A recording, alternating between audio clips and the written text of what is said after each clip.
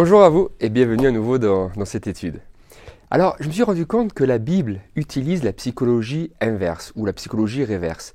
Et du coup, moi aussi. Ce qui signifie que des fois, ce que je dis n'est pas ce que je veux dire, sinon ce que je veux insinuer par ce que je suis en train de dire.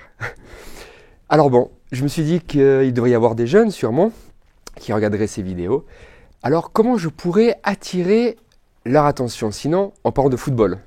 En 2014, dans la finale de la Ligue des Champions, en Espagne, l'Atlético de Madrid a joué à Lisbonne contre le Real Madrid. Et ils ont perdu. Ensuite, 2 ans plus tard, nous nous trouvons aussi dans le même cas. Et c'est l'Atlético contre le Real. Mais par contre, ça s'est joué à Milan. Il se trouve que l'entraîneur de l'Atlético de Madrid est un certain Diego Simeone. Et c'est un homme très superstitieux, à un tel point qu'il ne voulait absolument rien reproduire de tout ce qu'il avait fait 2 ans auparavant lorsqu'ils avaient perdu. Par exemple, si à Lisbonne il se trouvait dans un hôtel 5 étoiles, là, cette fois, il faudrait un hôtel 4 étoiles. Si dans le bus qui les emmenait de l'hôtel au stade, ils étaient assis de telle manière, ils vont tous changer de place, de disposition, pour ne pas reproduire ce qu'il s'est passé il y a 2 ans. Tous les détails ne pouvaient être les mêmes. Ni les t-shirts, ni les mêmes camarades par chambrée, etc., etc. À la fin du match, à Milan, ça s'est joué au penalty.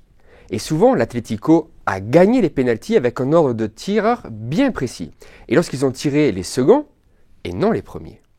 Alors, lorsque la pièce a été sortie pour définir celui qui allait commencer, au lieu de dire qu'ils seraient les premiers à tirer, ce qui statistiquement donne une probabilité de 75% de gagner au penalty, ils ont choisi deuxième. Pourquoi?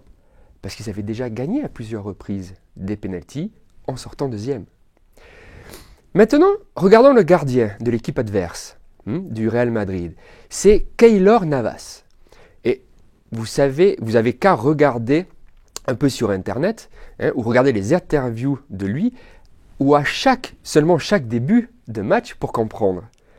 Il s'agenouille sur la ligne, au milieu des 2 poteaux. Il lève les bras et il prie Dieu afin de le guider et qu'il puisse arrêter tous ses buts pour sa gloire, pour la gloire à Dieu, à lui seul. Et son passage préféré justement, c'est Galates 1, verset 10, qui nous dit « Et maintenant, est-ce la faveur des hommes que je désire ou celle de Dieu ?» Donc, que je veux gagner, est-ce que je cherche à plaire aux hommes? Si je plaisais encore aux hommes, je ne serais pas serviteur de Christ. Donc, il est un homme religieux et lors des pénaltys, il prie Dieu pour que son équipe puisse gagner. Et il prie Dieu lorsqu'on lui tire dessus afin qu'il puisse arrêter ses buts. Bon, maintenant, question. Combien d'entre vous croient que Dieu était avec le Real Madrid ce jour-là? Et ne levez pas la main parce que vous connaissez le résultat ou tout simplement parce que vous êtes du Madrid. Et combien d'entre vous pensent que Dieu était avec l'autre équipe, l'Atlético Madrid, cette journée-là? Et combien d'entre vous croient que Dieu n'était ni avec le Real, ni avec l'Atlético Madrid, parce que Dieu, lui, il joue avec le Barça? Combien d'entre vous pensent que Dieu était bien assis en train de regarder la finale de la Coupe des Champions, alors qu'en Afrique, il y a 300 enfants qui meurent de faim chaque jour? Un survivant de l'Holocauste et des camps de concentration allemands a dit la chose suivante.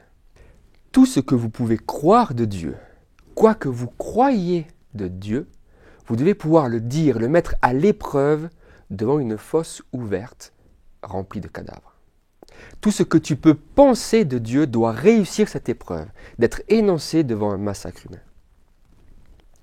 Lorsque nous voulons séparer l'être humain selon s'il appartient au chromosome XX ou au chromosome XY, vous savez, le chromosome XX, donc le sexe féminin, et le XY, le masculin. Donc, si nous voulons diviser l'humanité, les 7,5 milliards que nous sommes, au jour d'aujourd'hui, entre ceux qui ont le chromosome XX et ceux qui ont le chromosome XY, combien aurions-nous de groupes?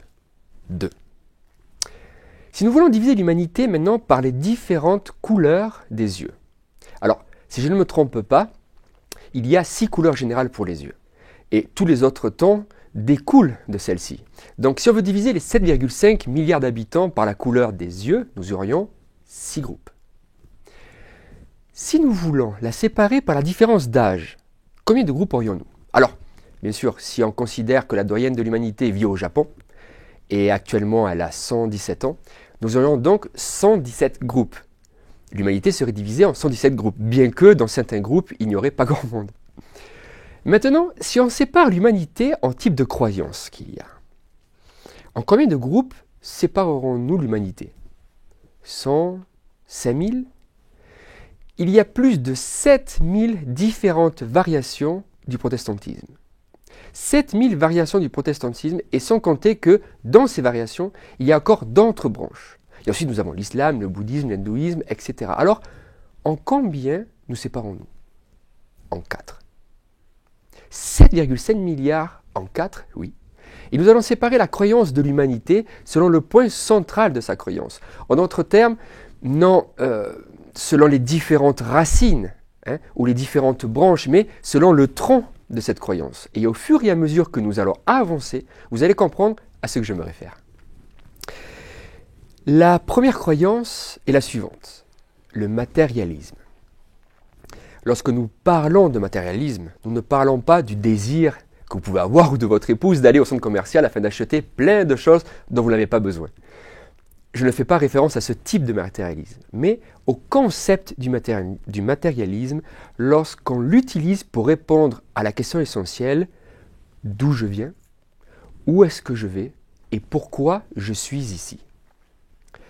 Dans ce concept d'existentialisme, lorsqu'une philosophie essaie de répondre à la question « d'où est-ce que je viens, etc.», la réponse est le matérialisme. En d'autres mots, tout ce qui existe est matière. Je le vois, donc ça existe. La bactérie, on peut la voir? Oui. Avec un microscope assez puissant, on la voit. Donc elle existe. Dans la philosophie du matérialisme, tout ce qui existe au-dessus du sol provient du sol. À travers le processus de la photosynthèse, tout ce qui sort du sol vient du sol. On a des feuilles, les feuilles de ce livre, qui vient de la graine, qui vient du sol. Vous avez tous un téléphone portable et tous les éléments qui le composent, que vous tenez dans vos mains, proviennent du sol, de l'extraction des minerais, du pétrole, etc. Le matérialisme nous dit que toute la réalité qui existe est la réalité que nous pouvons voir. Et la réalité que nous ne pouvons pas voir, en réalité, nous pourrions la voir si nous avons un microscope assez puissant ou bien un télescope assez puissant. Ceci est la colonne vertébrale d'une philosophie unie à celle du matérialisme qui s'appelle la théorie de l'évolution. Cette théorie nous dit que dans un point très petit, il y avait absolument tout. Tout était regroupé dans ce petit. Et un jour, il y a 13 milliards d'années, il y a eu une explosion qui s'appelle le Big Bang. Boum! Et depuis ce moment, l'univers s'expand et continue de s'expanser. Il s'étend et continue encore de s'étendre. Le fait est le suivant. L'univers a une date de péremption, car par le fait qu'il s'expand, c'est comme un entonnoir en fait qui se replie sur lui-même. Alors, nous savons que la théorie du Big Bang nous indique que l'univers va continuer de s'expanser, jusqu'au point où il va s'étendre sur lui-même et nous allons tous finir dans le tout petit point. Tout ce qui existe est dans ce point. Tout ce qui existe va arriver à ce point et tout ce que nous sommes et tout ce que nous voyons est dans la matière. Et ceci s'appelle le matérialisme. Dans le matérialisme, suivi et amené à l'extrême, nous amène à nous poser certaines questions.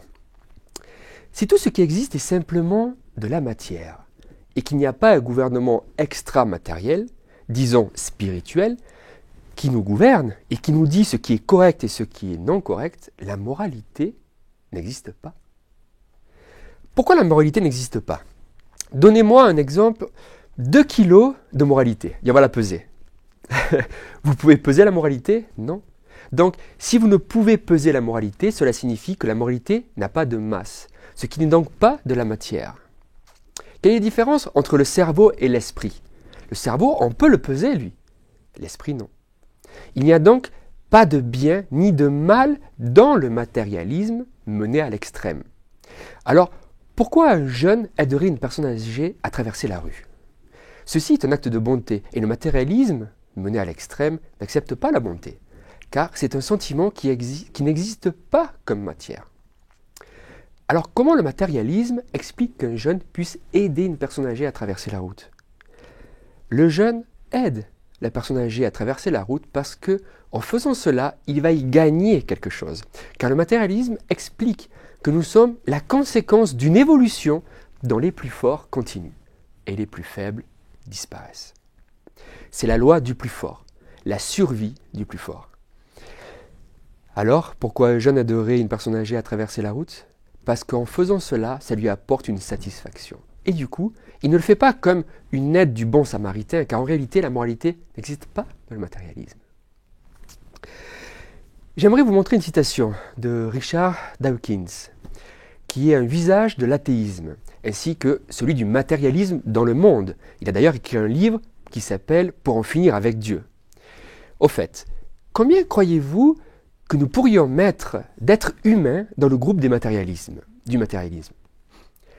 1,2 milliard de personnes sont matérialistes.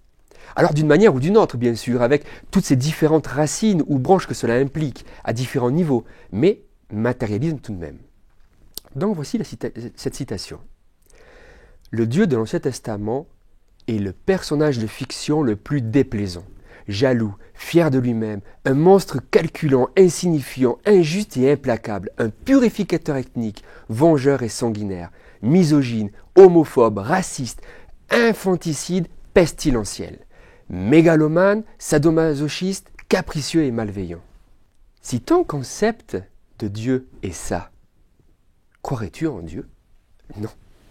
J'aimerais que vous compreniez une chose. Richard Dawkins ne croit pas en Dieu parce que c'est la plus logique des choses qu'il doit faire. Pourquoi? Parce que sa perception de Dieu est ce que nous avons lu. Et laissez-moi vous dire que si ma perception de Dieu est celle-là, eh bien moi aussi je serai comme lui. Je ne croirais pas en Dieu. Pourquoi croire en quelqu'un comme ça? Et curieusement, tout athée répond à une définition de son esprit de ce qu'il pense de qui est Dieu. Et quand tu demandes à un athée en quel Dieu il ne croit pas, tu remarqueras que bien souvent, toi non plus, tu ne crois pas en ce même Dieu que croit l'athée. Le cas est le suivant. Comme nous allons d'un petit point à une expansion, puis de nouveau à un petit point, quelle est la signification de la vie pour le matérialisme? Eh bien, il n'y en a pas. Il n'y a aucune signification morale ni structurelle. Aucun. Il y en a un qui naît, qui grandit, qui se reproduit, qui meurt, et c'est fini. Fin de l'histoire. Il n'y a pas de pourquoi nous sommes là, il n'existe pas de moralité. Quel est notre salut dans le matérialisme? Dans le sens où le matérialisme se base sur la biologie, la physique, etc., c'est la science. La science est notre sauveur. Alors, comment la science va nous sauver? Par des expérimentations scientifiques, qui vont nous donner plus et plus et plus de connaissances, afin que nous puissions réussir à comprendre comment faire survivre notre espèce. C'est pour cela que nous construisons des machines et que nous les lançons sur Mars. La NASA fait partie d'une organisation qui se joint au matérialisme. Alors, pourquoi la NASA envoie des robots sur Mars? Afin de voir si nous pourrions y créer là-bas une colonie. Parce que nous nous rendons compte que ce monde, finalement, a atteint son point de non-retour au sujet de ses ressources naturelles, et etc. Alors, nous devons regarder ailleurs. Maintenant, il se pose la question si nous pourrions aussi pas, pourquoi pas, habiter sur Pluton. Alors qu'il y a quelques années en arrière, Pluton était une planète, puis ensuite, non, ils ont dit non, ils l'ont déclassifié, et maintenant, on se repose la question si on ne peut pas remodifier la définition de planète et réinclure Pluton dedans. Une autre chose est la suivante. S'il y a un niveau intellectuel plus haut que le nôtre, et qui pourrait nous apporter de la connaissance, cela pourrait aussi nous aider à survivre. Et c'est pour cela que des personnes très intelligentes et super qualifiées envoient toutes les 24 heures des messages codés à tout l'univers. Pourquoi? Ils font un appel, c'est comme un peu E.T. Et ils espèrent une réponse. Car s'il y a une réponse, cela veut dire qu'il y aurait une civilisation plus avancée que la nôtre. Et ainsi, ils pourraient nous enseigner sur comment survivre avec comme base la science et la connaissance. Malheureusement, Hollywood nous dit que tous ceux qui répondent à l'appel sont toujours des créatures bien mauvaises. Et ils viennent et nous détruisent. Mais comprenez une chose, ceci se fait dans les grands laboratoires comme la NASA. Ceci paraît vraiment ridicule, et pour beaucoup, mais ce sont des personnes vraiment qualifiées. Et ceci est une réalité qui se produit au jour d'aujourd'hui. Alors, qui est le sauveur pour le matérialisme? Moi et la science. Tout ce qui existe et ce que je vois, ce que je ne vois pas n'existe pas. Dieu n'existe pas, ni aucune controverse. La moralité n'existe pas. Alors, amenez à l'extrême, car ces individus ont leur moralité, bien qu'il est difficile de la décrire pour un matérialiste. Ensuite, nous avons le Dieu numéro 2, le panthéisme. Alors, que signifie le panthéisme? Théismo, c'est l'étude, la connaissance de Dieu. Et panthéismo, tout est Dieu. En d'autres mots, lorsque vous avez quelqu'un devant vous, dans un groupe de motivation, un groupe motivationnel, qui va vous faire sortir le meilleur de vous-même, c'est une forme de panthéisme. Lorsque nous pensons au panthéisme, beaucoup de personnes justement pensent à l'hindouisme ou au bouddhisme. Mais en réalité, il y a beaucoup de formes de panthéisme qui s'expriment dans nos vies modernes. Toi, tu es le meilleur. Tu as le meilleur en toi. En réalité, la seule chose que tu as à faire, c'est de découvrir le Dieu qui est en toi. Car en réalité, tu es Dieu. Comme Superman, en fait, un mini-dieu. En fait, c'est un mélange de panthéisme et de matérialisme. Car Superman, il venait de Krypton, avec une culture plus avancée, afin de quoi? De nous sauver. Vous vous rendez compte? Donc, dans le panthéisme, par exemple, nous avons l'hindouisme, le bouddhisme, dans lequel tu nais dans une situation, dans un contexte, une caste, une classe sociale, et tu fais le bon qui est identifié comme tel dans cette caste-là. Et quand tu meurs, la prochaine fois que tu vas renaître, tu vas monter de caste, une situation supérieure. Au tout début, tu naîtras avec rien, aucune caste. Puis après, tu naîtras ouvrier ou serviteur. Puis la prochaine naissance, tu naîtras artisan ou marchand. Puis ensuite gouvernant, guerrier, puis prêtre ou enseignant. Et tu finis où? À ce que l'on appelle le nirvana. Alors il y a une évolution, une croissance du Dieu en moi. La question n'est pas de savoir qui est Dieu, mais qu'est Dieu? Comme explication, j'ai déjà entendu dire que schématiquement, on dessine un nuage. Et Dieu, en fait, il est là, dans ce nuage. Il sort différentes flèches qui vont sur différents autres petits nuages en dessous. Et ces petits nuages, en fait, c'est toi, c'est la vache, la fourmi, l'arbre, bref, tout ce que nous voyons. Et cela est aussi Dieu. Donc notre fonction est de passer d'en bas, finalement, à en haut. Et comment le faisons-nous? En étant bons dans ce que nous devons faire. Alors comment arrivons-nous au Dieu qui est élevé par nos propres mérites? Combien d'entre vous ont entendu le nom de Tom Cruise, le nom de John Travolta et de l'église de la Scientologie? Une présentatrice américaine appelée Oprah Winfrey, excusez-moi de la prononciation, a demandé à Tom Cruise « Hey Tom, il y a beaucoup de gens qui ne savent pas ce qu'est la Scientologie. Alors, j'aimerais te poser une question. Tom, tu crois en Dieu ?» Et Tom Cruise répond « Bien sûr. Alors, si tu es chrétien, que comprends-tu? » Que Tom Cruise croit en ton Dieu. Or, dans la Scientologie, Dieu, il est ce nuage impersonnel, dont chacun d'entre nous possédant en nous-mêmes une copie qui fait partie intégrante à notre formation. Et nous, en faisant des actes de bonté, cela nous permet d'atteindre le nirvana en différents aspects. Ça, c'est le Dieu de la Scientologie. Vous savez quoi? Plus de 2 milliards de personnes sont dans le panthéisme au jour d'aujourd'hui, d'une manière ou d'une autre, de différentes ramifications avec plus ou moins de pureté, ou bien aussi en le mélangeant avec d'autres aspects du matérialisme. Mais il y a plus de 2 milliards de personnes. Voyons le troisième Dieu, le théisme d'apaisement. Si vous allez à Machu Picchu, vous allez rencontrer ce rocher. Et cette pierre, on voit qu'elle a bien été polie.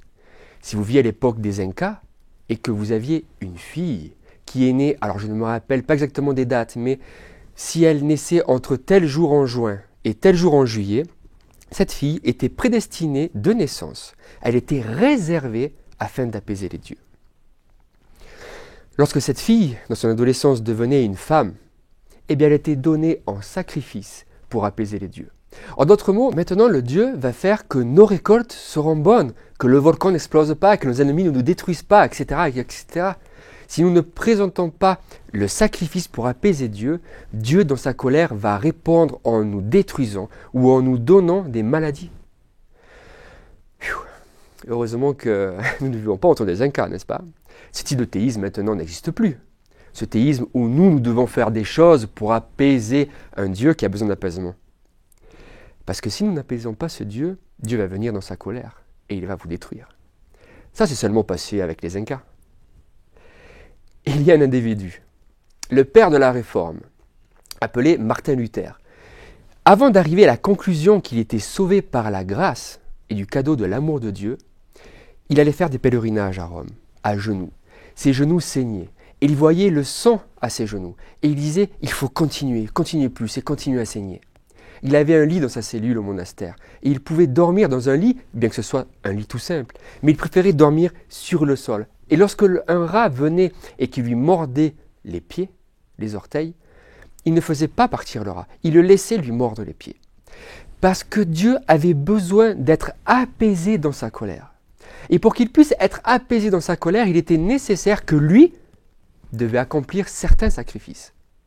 De ce fait, et durant beaucoup d'années, il y avait les indulgences. Les indulgences, d'une manière ou d'une autre, sont des petits sacrifices que quelques-uns faisaient pour apaiser ou pour gagner la faveur de Dieu. Et là, ne parlons pas des Incas. Le 29 août, dans un petit village, un plateau castillan, je connais une famille qui, durant de nombreuses années, ont payé pour la messe de leur grand-père. Car si on paye la messe le 29 août, pendant la Sainte-Augustine, le grand-père n'a pas à payer dans le purgatoire pour 1 million d'années. Alors, en payant cette messe, on diminue la condamnation. On apaise Dieu. Je viens à l'église, parce que si je ne vais pas à l'église, je suis perdu. Je m'habille d'une manière, parce que si je ne m'habille d'une autre, la colère de Dieu ne sera pas apaisée, je suis perdu. Je mange d'une manière déterminée, des choses déterminées. Et si tu m'invites à manger à ta maison et que tu as un œuf, moi, je ne peux pas manger cet œuf. Car en mangeant cet œuf, il se peut que je cause le mécontentement de Dieu et sa colère. Alors pour lui, mon sacrifice est nécessaire afin d'apaiser Dieu. Aïe, aïe, aïe, aïe. Ça, c'est pas Machu Picchu. Voyons le 4e Dieu, le déterminisme. Le déterminisme nous vient de la Grèce antique. Il est aussi appelé fatalisme ou souverainisme. Lorsque les Grecs gagnaient une bataille, c'était la volonté de Dieu. Et lorsque les Grecs perdaient une bataille, c'était la volonté de Dieu aussi. Peu importe ce qu'ils faisaient.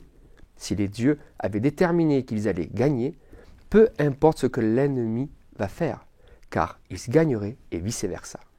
Ça, c'était dans la Grèce antique. Plus tard, il y eut un individu qui l'a amené, qui l'a joint au christianisme, Calvin. Avec ce déterminisme, dans le christianisme, il a sorti le concept « une fois sauvé, toujours sauvé ». En d'autres mots, le déterminisme dit la chose suivante, Dieu a déterminé que tu serais sauvé. Peu importe ce que tu fais, et même si tu essaies de t'éloigner de lui, tu seras sauvé. Et aussi, pour le contraire, si Dieu a déterminé que tu ne seras pas sauvé, peu importe le nombre d'ampoules qui te sortent aux genoux, tu ne seras pas sauvé.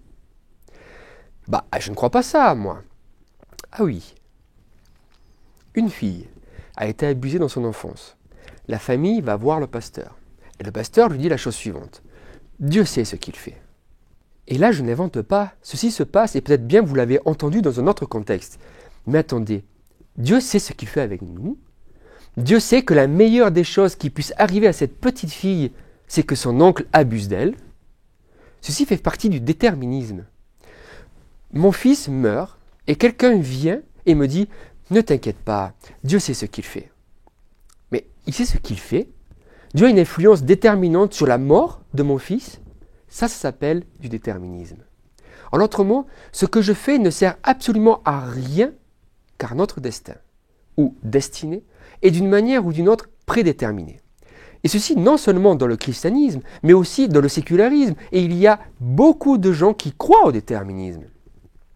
Alors pourquoi je dis dans le monde séculaire amour?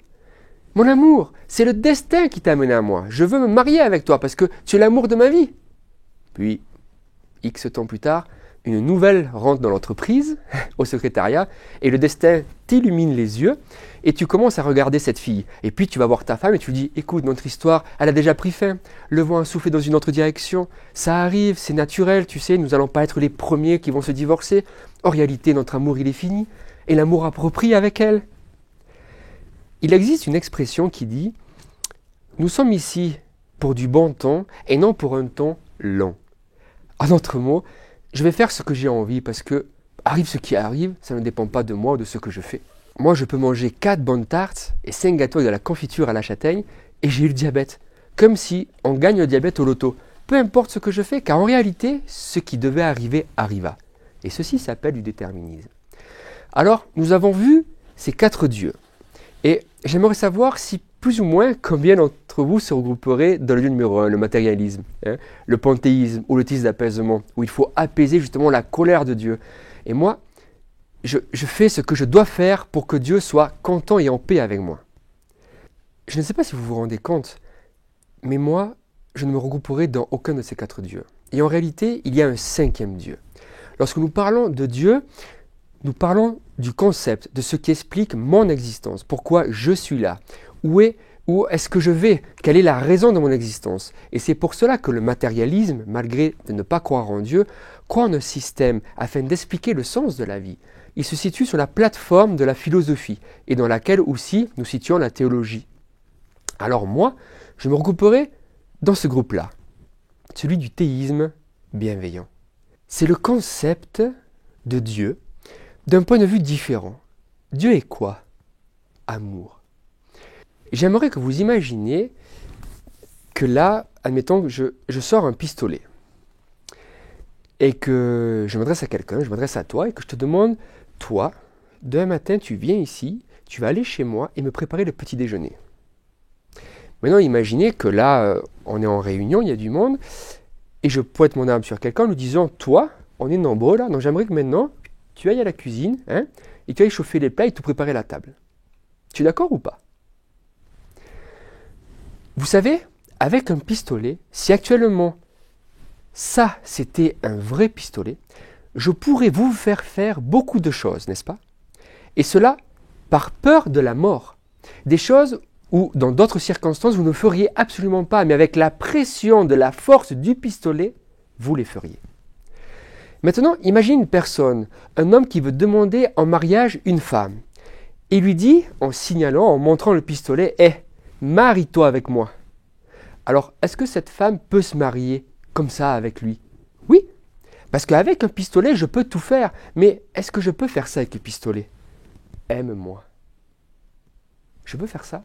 Non. Dans ce cas, le pistolet est un instrument de force qui peut seulement changer ton comportement. Il peut t'intimider de telle manière que ton comportement peut varier.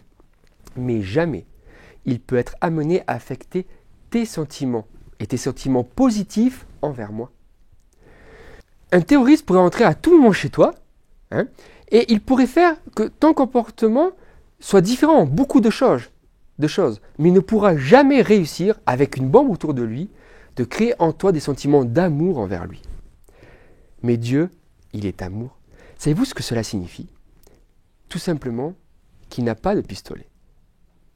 Il n'a pas d'épée. De ce fait, j'aimerais vous dire la chose suivante. Dans ces présentations, on va essayer de répondre à la question qui a toujours été présente dans l'esprit de M. Richard Dawkins sur ce Dieu de l'Ancien Testament tant cruel et assassin. Et nous nous rendrons compte qu'à aucun moment Dieu utilise l'épée. Parce que Dieu est un Dieu d'amour. Dans cette présentation, on va s'appuyer sur 5 textes bibliques et sur principalement 4 livres d'un commentateur biblique. Un s'appelle Jésus-Christ ou le désiré des âges, le deuxième la tragédie des siècles, le troisième le ministère de la guérison et le dernier patriarche et prophète. Je vais donc m'aider de ces 4 livres pour vous présenter mes arguments afin que vous voyez que je ne suis pas l'unique fou qui pense que Dieu n'utilise pas l'épée, mais sinon qu'il utilise l'amour. Simplement afin que vous voyez que le Dieu que beaucoup de gens ne croient pas, parce qu'il est un despote et arrogant, en réalité, ce Dieu-là n'existe pas. Et que s'ils avaient l'opportunité de savoir qui est véritablement Dieu, tous, et je dis, vous tous qui me regardez aussi, tomberait amoureux de lui. Donc, en m'aidant de ces commentaires bibliques et de la parole de Dieu, je vais vous présenter un certain nombre de citations. En voici une, traduite directement de l'anglais. L'exercice de la force est contraire au principe du gouvernement de Dieu.